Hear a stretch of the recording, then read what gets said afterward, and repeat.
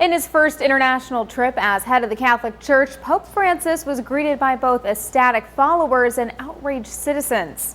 Tens of thousands of Catholic pilgrims welcomed the Pope for this year's World Youth Day, even mobbing his car in the streets of Rio de Janeiro. The 76-year-old pontiff looked calm, rolling down the window, waving to the crowd and touching those who reached inside. A nightmare for his security entourage. A blessing for a child the pontiff summoned from the crowd with his mother.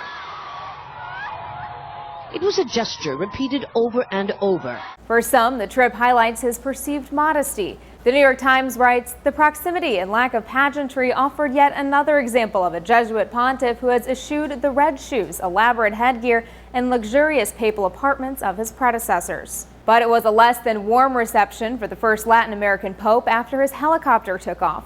Protesters filled the streets of Rio, angry not at Francis, but at the Brazilian government's spending habits. Hundreds of angry protesters hurled firebombs at police, who resorted to tear gas and water cannons to disperse the crowds. In recent weeks, Brazil has seen widespread anger and public protests over high public spending on the Olympics and World Cup.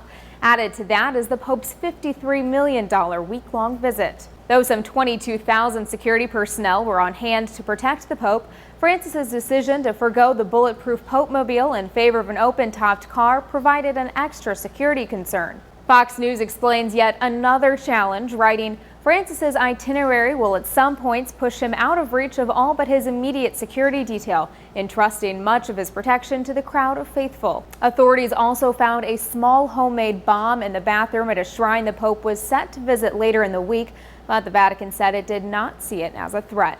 For Newsy, I'm Elizabeth Hagedorn.